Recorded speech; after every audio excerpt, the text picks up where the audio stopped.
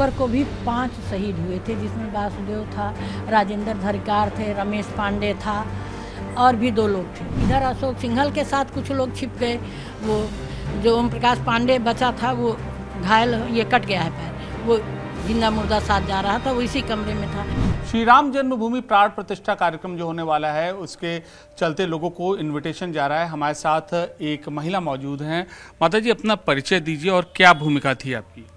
मेरा नाम रामायणी ओम श्री भारती शुक्ला है।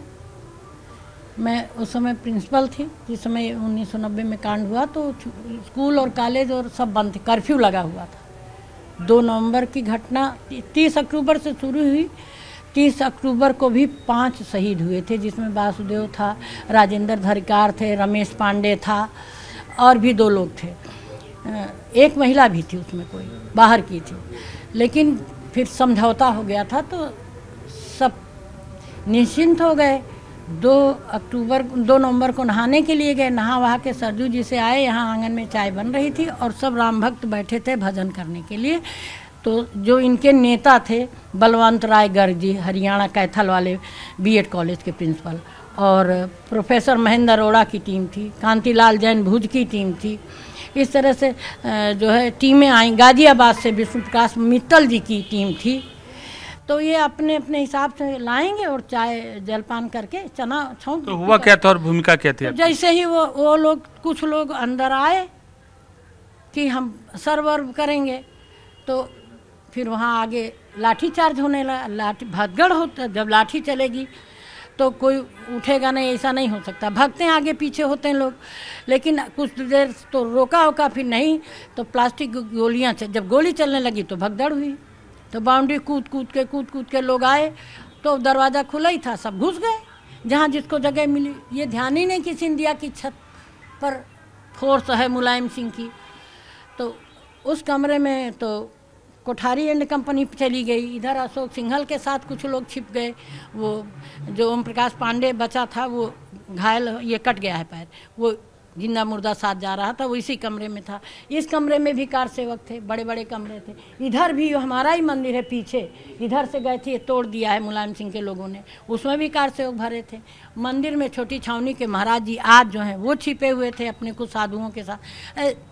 ऐसे 200-250 लोग, लगभग 150 पहले से थी, जो 15-20 दिन से थे, कलबबास वगैरह के लिए आए हुए थे। बाकी बाद में आ गए उनके साथ। तो मतलब आपने उन सब लोगों को एक आश्रय दिया, सुरक्षित आश्रय दिया? कहीं दुकानें बंद थी, चाय नहीं मिलती थी, दूध नहीं, पानी नहीं मिलता था, भोजन नहीं मिलता, तो ना आश्रय देना ही चाहिए, शिष्य इसीलिए तो दान करते हैं। तो मतलब हम ये कह सकते हैं 150 लोगों को राम मंदिर आंदोलन के वक्त, जिस वक्त ढांचा टूटा था, आपने उनको आश्रय दिया? तो दिसंबर 2 साल बाद टूटा है आपने। अच्छा, 1990 में आश्रय की दिया बात था। बता रहे हैं। और उसी योगदान को आपको देते हुए आपको यह इनविटेशन मिला। तो हमारे शिष्यों के ही तो सब आए थे, उन्हीं के परिचित मित्र रिश्तेदार।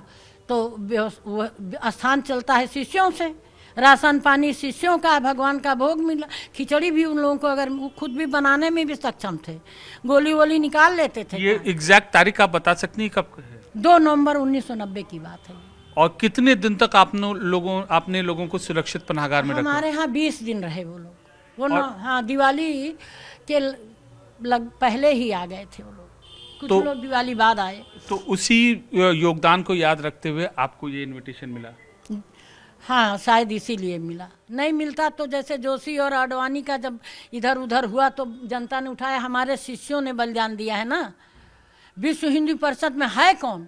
तो चंपत राय जी भी हमारे हैं ना, उनको भी बुरा लगा होगा अगर नहीं जाएगा। तो देखिए, नवंबर में जब पहली बार राम मंदिर आंदोलन की जो चिंगारी उठी थी, उसमें इन्होंने 150 लोगों को सुरक्षित पनाह इसी घर में यहाँ पर दिया था। और इसी योगदान के चलते इनको भी यह खास न्योता मिला है। Amit Pandey, Ayodhya news 18 India.